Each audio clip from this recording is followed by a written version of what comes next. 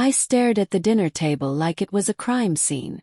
2 plates, candles flickering weakly, and the faint smell of rosemary chicken that used to be my favorite, now just made my stomach twist. Mark. Her voice floated from the kitchen, soft, careful. You're home early. I didn't answer. My eyes were fixed on the phone lying face down beside her wine glass. The same phone I had been calling all afternoon. The same phone that had sent me a photo I could never unsee. Traffic was light, I muttered finally, my voice flat. She smiled. That familiar, effortless smile that once made me feel lucky just to exist in her orbit. Now it felt rehearsed, like she'd practiced it for someone else. Dinner's ready, she said, wiping her hands on a towel. I made your favorite. I looked up at her. Emily, my wife of 7 years. The woman who still wore the necklace I'd given her on our 3rd anniversary. The one she swore she never took off because it reminded her of us. Smells good, I said.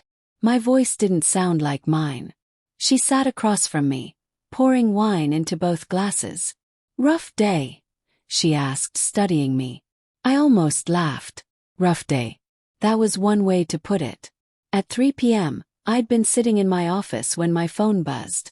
A message from an unknown number. You deserve to know. Attached was a single photo. Blurry but clear enough. Emily, in a cafe I didn't recognize, leaning across the table toward a man I definitely did. Evan. My friend. My coworker. The man who'd stood beside me at my wedding, clapping when I kissed the bride. The photo wasn't incriminating by itself. 2 people having coffee. But it was the look on her face. That softness I hadn't seen in months. That glow. The same expression she used to have when she looked at me. And then the timestamp last night. Mark, she said again, breaking through the silence. You look pale. Did something happen at work? Something like that, I murmured, taking a sip of wine to buy time.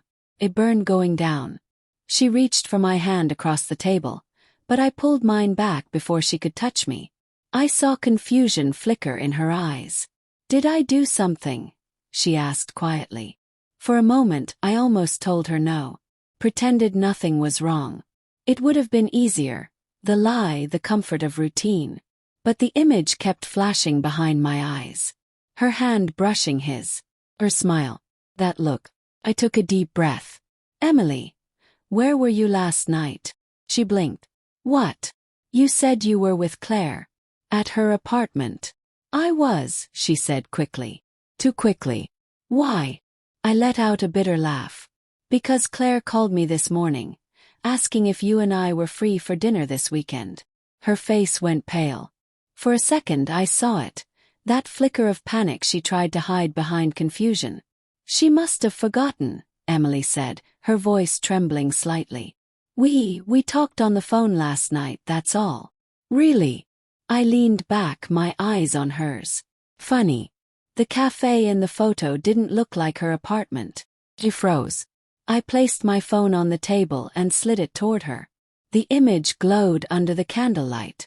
Her hand hovered over it, trembling. I can explain, she whispered. Then explain, I said coldly. She looked down, blinking fast. It's not what it looks like. Then what is it? Snap. The chair legs screeched against the floor as I stood. You met him, Emily. You told me you were with your friend, and instead you were with Evan, she whispered. The sound of his name out loud hit me harder than I expected. She stood too, tears gathering in her eyes. It wasn't planned. I ran into him after work. We just talked, that's all. Talked. My voice cracked. You've been distant for months, and now I know why. Don't insult me with just talked. She covered her face with her hands, sobbing quietly. I was confused, Mark. I didn't mean for it to happen. He listens to me. You've been so busy and Her voice trailed off. I felt something inside me snap, not in anger but in clarity. You were lonely, I said softly. So you turned to the first person who made you feel seen.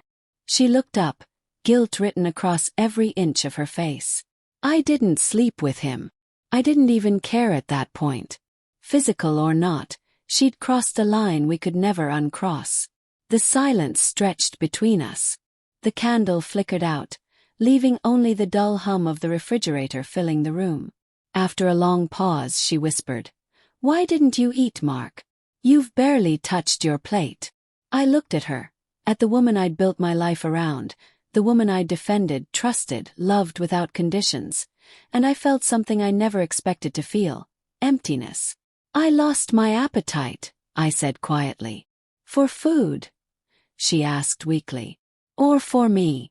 Her question hung heavy in the air. I swallowed hard. "Both." She flinched like I'd struck her.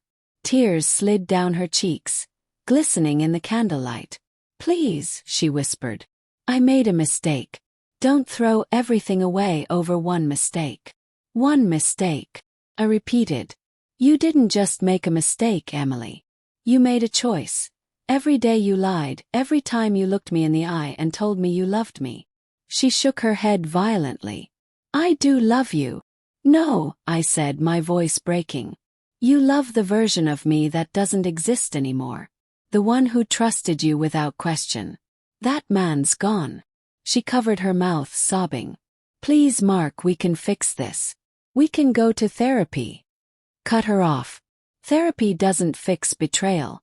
It just teaches people how to live with the scar. I turned away, grabbing my jacket from the chair.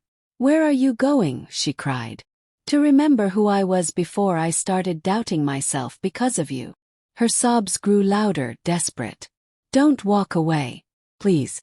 You can't just leave without talking this through." I stopped at the doorway, my hand on the frame. The smell of her cooking still clung to the air, once comforting, now suffocating. "I did talk," I said softly. "You just didn't listen until it was too late." And then I walked out. The night air hit me like a slap, sharp and clean, the opposite of everything inside that house. I didn't drive right away. I just stood by the car, breathing. For 7 years I believed love meant patience, forgiveness, second chances. But maybe love also meant knowing when to stop breaking your own heart for someone who wouldn't protect it. My phone buzzed, a message from her.